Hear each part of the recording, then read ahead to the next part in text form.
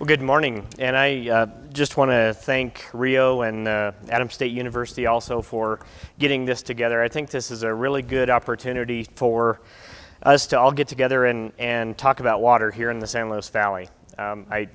This morning I saw a lot of people that have been involved in water for decades here, and I also saw people that hadn't been involved in water much at all. And so I think this is a really good chance to all come together to get some basic knowledge about water here in the San Luis Valley and where we are, some of the issues that we're facing in the valley, and just to start that discussion and have that dialogue with us, because I think that's really important. And I think the more knowledge that we have about water, the better off we are. Whether we see eye to eye on every single instance and issue, I don't think we need to. I think if we have that basic knowledge and know what we're talking about, and we can sit down and actually talk about water issues here in the San Luis Valley, I think that benefits us all. So I just want to start off and just kind of give a real basic outline of water in the San Luis Valley and also water in the state of Colorado and how we administer water. As Amber said, I'm the division engineer for the Division of Water Resources, and the Division of Water Resources is the state agency that's tasked with administering water in the state of Colorado. We actually have 7 division offices, and those are scattered around the state of Colorado. They are based on the major drainage basins that we have in Colorado. And each of those has a division engineer that's in charge of that office. And then we report directly to the state engineer up in Denver, and that's Kevin Ryan. We have about 30 employees of the Division of Water Resources here in the San Luis Valley. Those are anywhere from the water commissioners that are out on the fields, out on the rivers on a daily basis, administering that water, telling who can turn on and who has to shut off their ditches.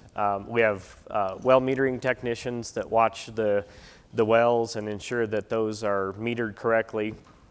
We have hydrographers that measure the approximately 60 gauging stations around the San Luis Valley that keep track of the amount of water that we have in the rivers and the streams of our valley.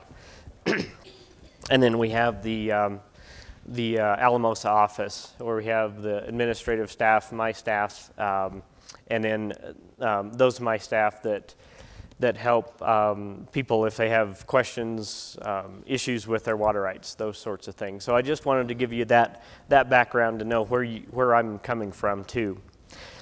So with that being said, I wanted to start with Colorado's water administration system. And a lot of people know this, but some of you might not know this, that Colorado uses the prior appropriation doctrine. And the prior appropriation doctrine has also been called first in time and first in right. And that prior appropriation doctrine says that if you put your water to beneficial use first, you get that water first in times of scarcity. So here in the San Luis Valley, we don't have enough water to go around. We have more people wanting that water than we actually have water in the streams, in the rivers, and in the aquifers. And so we use that prior appropriation doctrine to determine who can continue with their diversions and who has to shut off. So prior appropriation doctrine is something that's mostly in the western United States, and so you can see here in the Midwest and the western United States, we use the prior appropriation doctrine pretty much exclusively. Back east, they use what's called the riparian doctrine. Basically, if you've got water on your land, you can use it. But that's not what we have out here. And then we have areas in the Midwest and the West that have a mix a lot of times of those different doctrines. So Colorado was actually one of the first states in the nation that had the ability to have state water officials administer water here. In 1879, the state legislature created the position of water commissioner for the state of Colorado. And so since 1879, we have been administering water based on that water commissioner program. I wanted to give you an idea of just how we administer water and how we actually use the prior appropriation doctrine also in some of our water rights administration. And so this is a list of the first 97 priorities on the Rio Grande, and not all of the 97 are up there because some have been abandoned, some are actually on tributaries, but these are the ones that are actually on the Rio Grande main stem itself. And I just wanted to point out a few things here. So the first priority on the Rio Grande is the Silva Ditch, which is located between Monte Vista and Del Norte. And that amount is for 3 CFS. So if there's 3 CFS in the Rio Grande at any given time, the Silva Ditch can take that. They're entitled to take that water. Now, the Atencio is the second one. The San Jose or Lucero is the third one on the main stem. And then you see the Silva Ditch again there as priority number 8. And what that is, and that one is actually for 11 CFS there. Excuse me. Yeah. So what that one is their second priority. And so the Silva Ditch was dug in the 1860s. It was dug big enough for 3 CFS. And then a year or two later, they dug that ditch bigger, and they could take a lot more water in that Silva Ditch. And so they came back in and got another priority. And so they actually have several different priorities. And that's a common occurrence on the Rio Grande and actually throughout the state of Colorado. The ditches have different priorities and might have multiple priorities. So just on this, as you get down, all the way down here, you can see the Cane Callan comes in at, and you have to have almost 170 CFS in the river. If there's less than that, say there's only 165, we would cut the Cane Callan out and go back up to the Atkins. And that's, in a nutshell, how the prior appropriation doctrine works. So I wanted to show you this too to give you an idea of when the water rights were appropriated here in the San Luis Valley. The blue line is the appropriation dates of those on the Rio Grande, and the red is the appropriation dates of those on the Conejos River system. And so you can see by 1900, most all of the water rights on both of those systems were already appropriated, meaning that ditches had been dug, that water had been actually put to beneficial use, and the amount of water that's in those stream system was pretty much already taken up for most of its the amount of water that's in that stream system at any given time was already taken up by 1900. This is a little bit of a busy diagram here, but I wanted to show you this too to give you an idea of that concept. This black line here is the average flow on the Rio Grande, and you can see in early June we usually peak at about 3,200 CFS or 3,500 CFS there. And these lines represent the different ditches that we have on the system. And usually our irrigation season lasts from April 1st to November 1st. And so this line down here represents, for instance, the Silva Ditch, the number 1. So anytime that we have basically any water at all in the Rio Grande, the Silva Ditch is on, and they can take that water. As you get up higher in the priority system, say your ditch is this one. In a normal year, you would only get water for about 2 months there, and it would just be that time period where we reach that level in the river that you could actually take your water. Now I've got these up here too, and these represent the ditches that actually go from this level all the way up to above 5,000, almost 6,000 CFS there. In a normal year, those ditches probably won't get anything at all. They might get water for a few days, but then they'll be shut off. And so that's just the way the priority system works. They are more junior in priority. They're later on in the system. And so a lot of times they don't get the water that the other ditches do. I want to kind of switch now to talking about the Rio Grande Compact, and that's a big issue, I think, for all of us. One of the things that a lot of people don't know is that we actually have two compacts here in the San Luis Valley. We have the Costilla Creek Compact, which is down south, and that's between New Mexico and Colorado. And then we have the Rio Grande Compact, which is between Texas, New Mexico, and Colorado. And a compact is basically just an agreement between states, or a contract between states as to how we're going to operate something. In this case, it's how we're going to operate the Rio Grande River system from Colorado all the way down into Texas. So I think everybody knows, or most people know, that the Rio Grande actually starts around Stony Pass at an elevation almost 13,000 feet. And then it travels through the San Luis Valley, and the green here is the Rio Grande. The purple line is the Conejos, and the Conejos is the biggest tributary to the Rio Grande. And we actually have a portion of the Rio Grande Compact that deals specifically with Conejos River flows. The Rio Grande flows through the state and exits towards the southern end of the San Luis Valley into the state of New Mexico.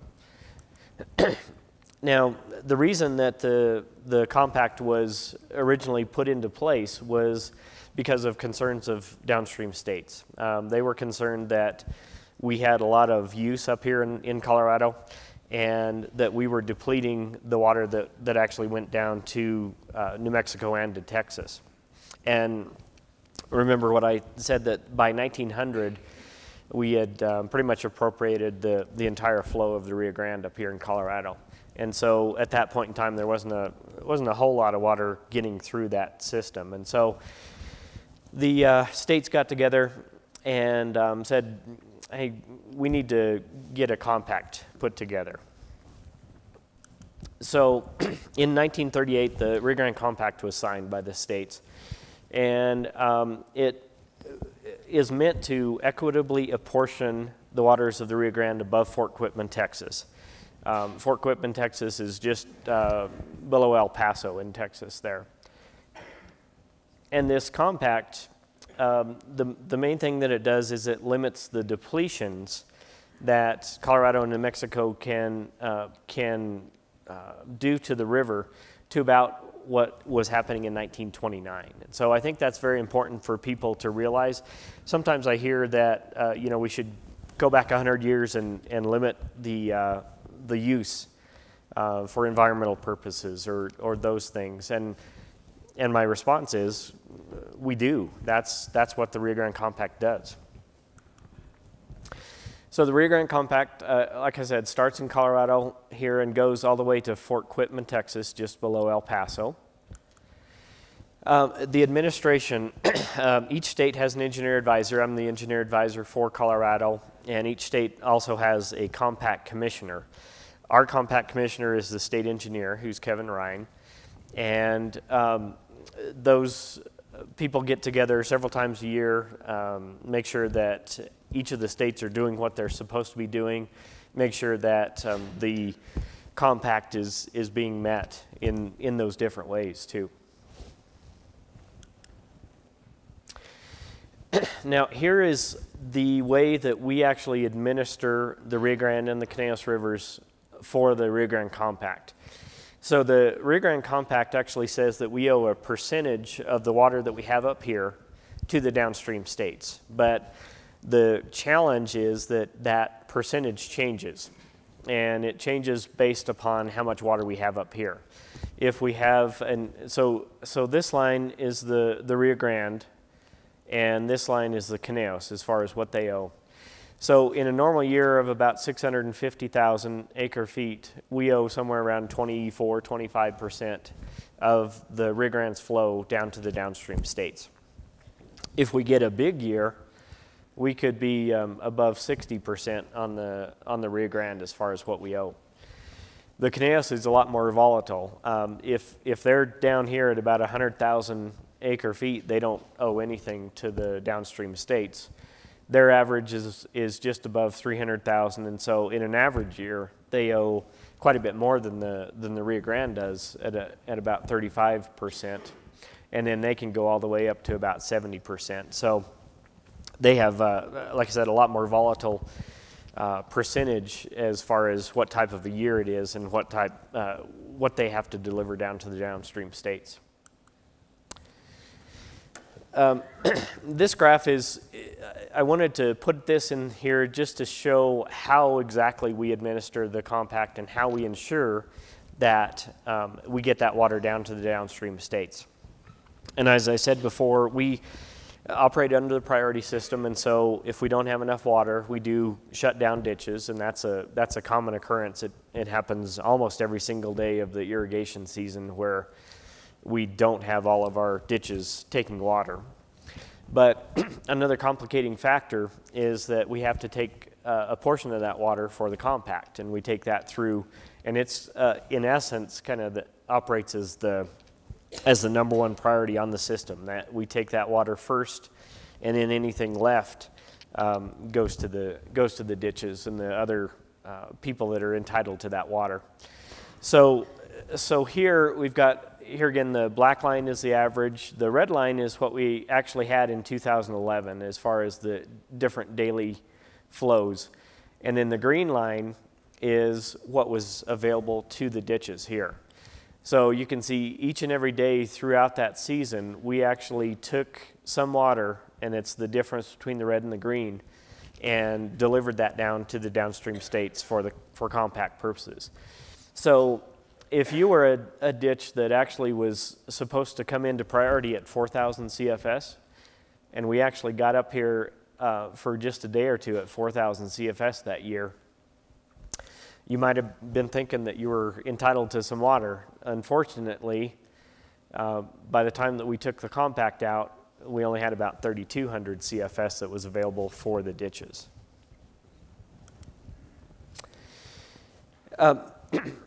Moving downstream, this is a photograph of Elephant Butte Reservoir and the Elephant Butte Dam. Elephant Butte Reservoir, as a lot of you know, is a large reservoir in southern New Mexico, and it's very important in our administration of the Rio Grande Compact, even though it's not in Colorado. And the reason is because we have a lot of the articles of that compact are based on how much water we have in Elephant Butte Reservoir. For instance, Article 6 up here, if we actually have a spill of Elephant Butte Reservoir, then we don't, as Colorado, doesn't owe any more water down to the downstream states for that year. And so that's a really good thing if we can actually have a spill in Elephant Butte Reservoir.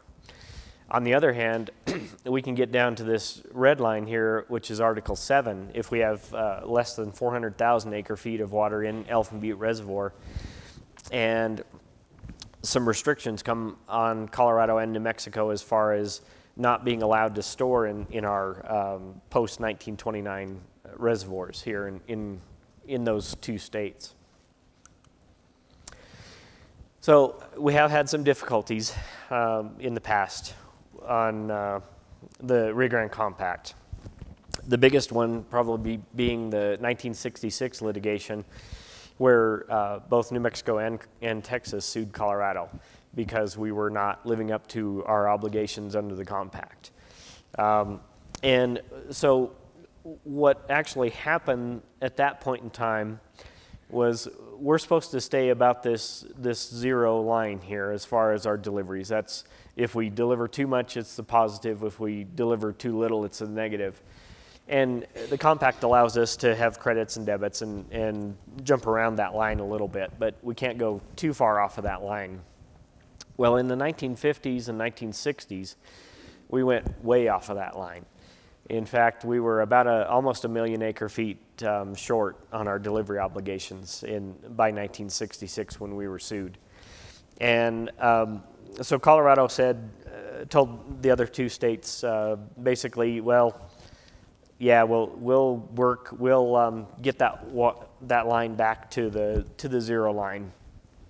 We'll meet our obligations every year, and actually we have. And so we started digging ourselves out of that hole, and in 1985, we actually had a spill of Elfin Butte Reservoir.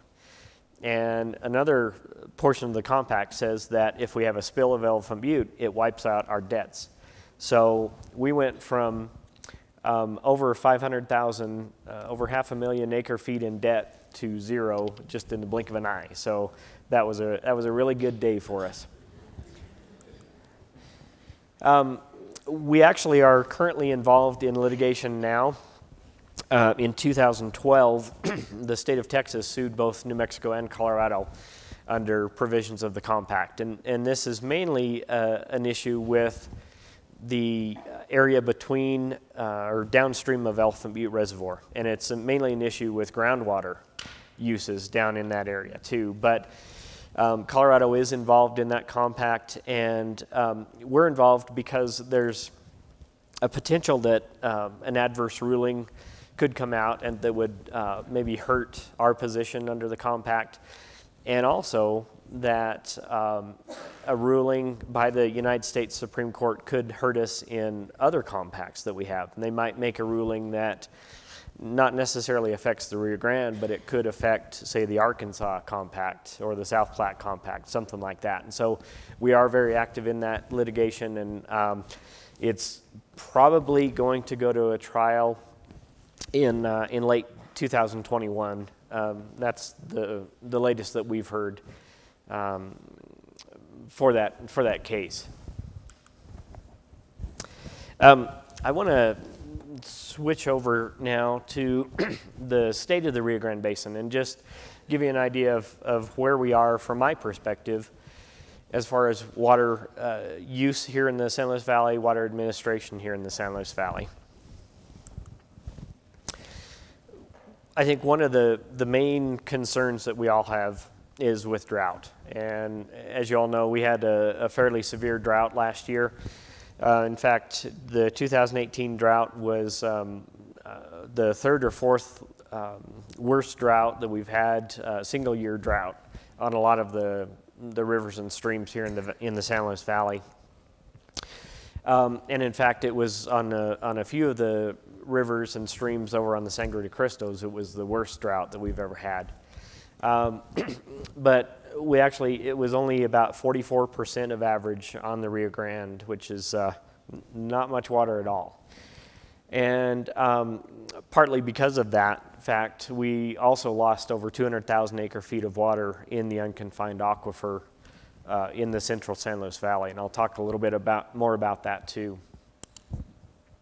So this is the hydrograph of, here again, the average is the blue, and then last year is in red, and then 2002, which was our lowest year on record, is in the green. And so you can see that last year was not as bad as 2002, although once we got out here into September, October, November, it was about as bad. It was very low flows. We actually did have a little bit of a peak here in May last year, but about the time that we were supposed to have our regular peak, first part of June, we were way down, less than 500 CFS in the Rio Grande. And 2018 is just one of the years of our long-term drought that we've been in since 2002.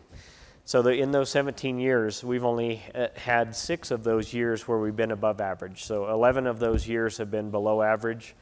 The biggest year that we've had in that time period has been 123% of average, which is not anything great at all on the Rio Grande. Lowest year was 24% of average, which it was in 2002. And then, like I said, last year was 44% of average. But the average of all of those years, the last 17 years, was only 84% of average. And so definitely not a good situation that we're in. Losing a lot of water that otherwise would have been in the river and been available for other uses, and it's just not been there. This is a histogram of the flows, and actually we've had the Rio Grande near Del Norte gauging station in since 1890, and so that's 1890 to 2018. You can see our flow down here in 2018. This is the long-term average line, which is about 640,000 acre feet, and we were less than 300,000 acre feet last year. One of the things that comes along with drought is fire, unfortunately.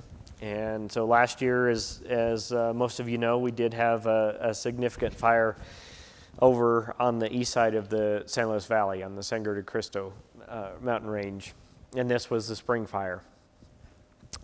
Started in June 27th of last year, just outside of Fort Garland, and within 15 days had become the third largest fire in Colorado history, burning 108,000 acres. Costilla County lost 62 homes, which is more than 6% of all of their single-family homes in that county. And as I mentioned, we've had that long-term drought since 2002, and I came across this slide here a while ago that shows that the 10 largest wildfires in Colorado history have all happened from 2002 to present. And you can see that the two up here with the green arrows on them are two that have been associated with our valley and with our drainage basin. The second largest in the state was the West Fork Complex Fire in 2013, and then last year the third largest was the spring fire. I want to switch over to groundwater issues just for a minute and let you know a little bit about where we are on groundwater issues, because that is a really big thing here in the San Luis Valley, and I think a lot of you know that we're working through some issues with the groundwater and how we regulate and administer groundwater here in the San Luis Valley. So a lot of times I get asked, why didn't the state work earlier to administer groundwater? Why didn't they start in the 50s or 60s in administering groundwater? And the reason is we didn't have authority until 1969 to administer groundwater in any big way. We could require some permits if you wanted to drill a well, but we didn't have any real ability to administer groundwater in a real meaningful way. That all changed in 1969 with the Water Right Determination and Administration Act. And so after that time, the state engineer had that authority. And so in 1972, he issued a moratorium on any new wells here in the San Luis Valley for most areas of the San Luis Valley. He actually filed the 1981 moratorium for the rest of the areas, and that was the unconfined closed basin area in 1981 that he said no more new wells. And so since 1981, we have not allowed any new wells here in the San Luis Valley. You can move a well, you can buy and sell wells and do some other things with them, re-drill wells, but as far as getting a brand new well, you haven't been able to since 1981. So in 1975, the state engineer attempted to promulgate rules and regulations concerning the administration of groundwater here in the San Luis Valley.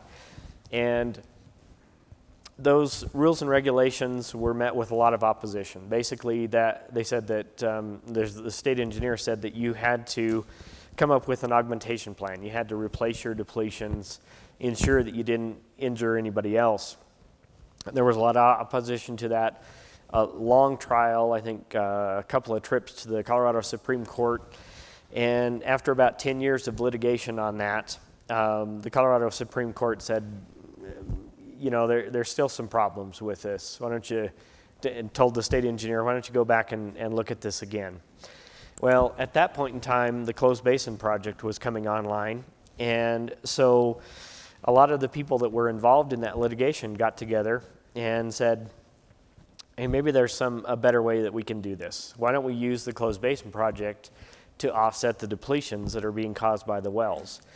And so that agreement was put into place in 1985, and it's called the 60-40 agreement, because 60% of the water that comes out of the closed basin project goes for Rio Grande purposes, 40% goes for Conejos River purposes. And so that's actually what we're continuing to rely on as far as any type of administration of groundwater here in the San Luis Valley to this day. But it's been recognized that for a while now that we need to do something different. So we've been working on groundwater rules here since at least 2004.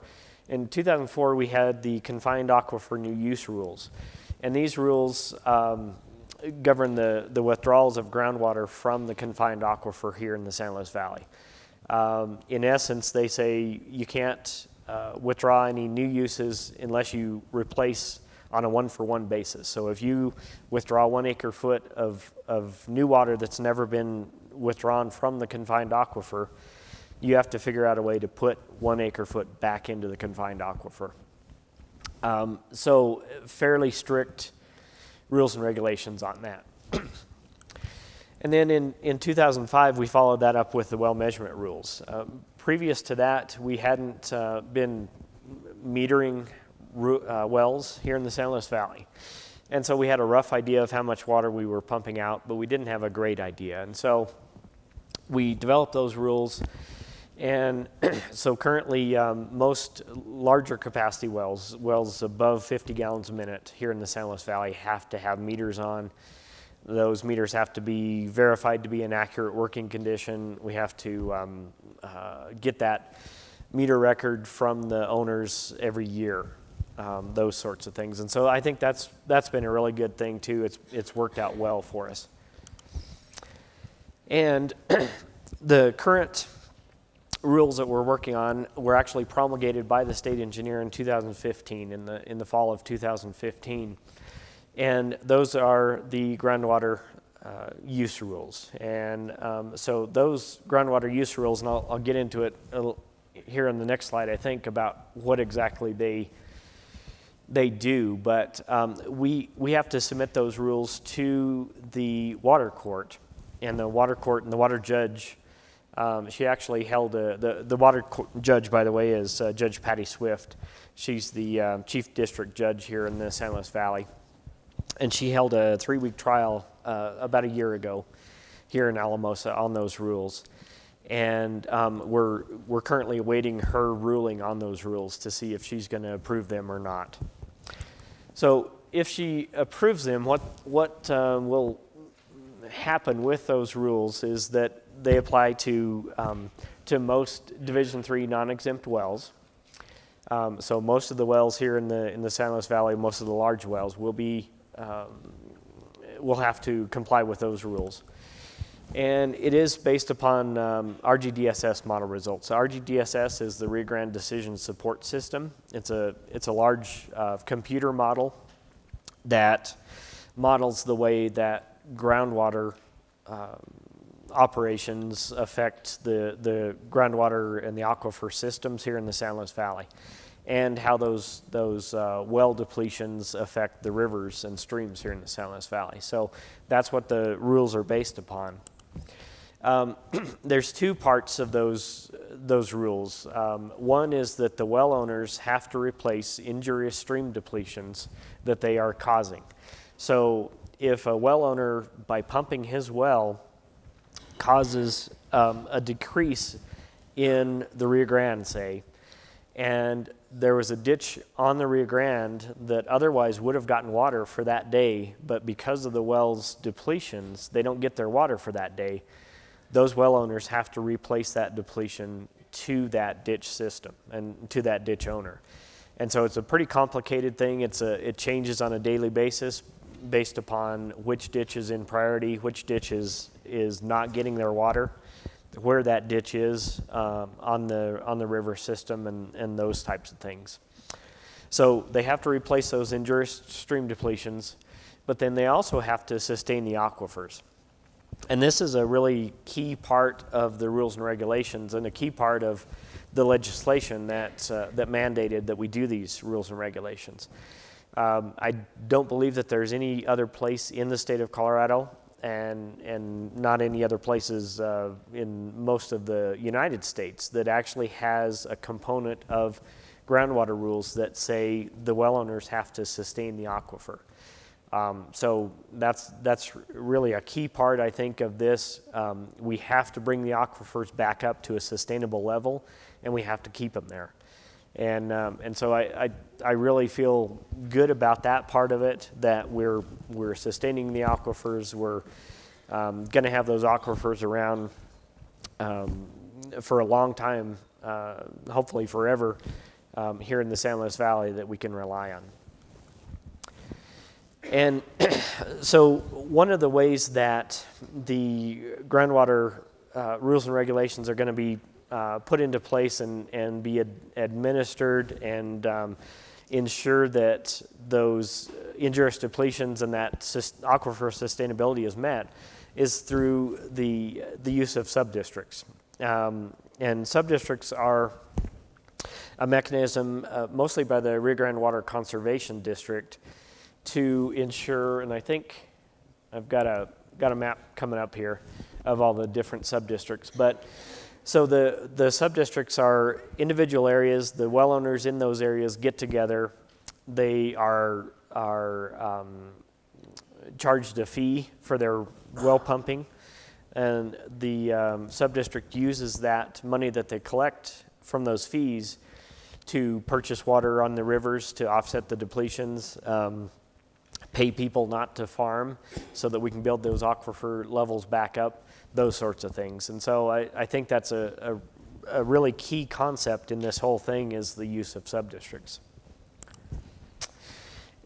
I wanted to just give you an idea of where we are as far as the aquifer system itself. And this is the unconfined aquifer in the central part of the San Luis Valley. And Davis Engineering has been doing a study on this since 1976. And so they basically just said, okay, the aquifer was at this arbitrary 0 point in 1976. Has it gone up or down since then? And you can see that during this period until the early 2000s, it would go up in the high water years, go down in the low water years. In fact, in the mid-1980s, we had fairly high water on the Rio Grande system, and it went up pretty high there. But we really kept it pretty constant at that level until 2002. 2002 was a very big drop in the aquifer system, and that was followed with 2003 and 2004 also drop in the aquifer system. And so after just those 3 years, we got down to 1 million acre feet of a deficit in our unconfined aquifer. Some decent years kind of built us back out of that a little bit. But then these years here, we dropped back down again. And so in 2012, the subdistrict number 1 was formed, and that was the subdistrict in this area that's overlying this unconfined aquifer. And so they started doing some of those things that I mentioned. They started paying people to fallow their ground, try to put in some programs that would end up with people not pumping as much water for their crops, those sorts of things. And they started building the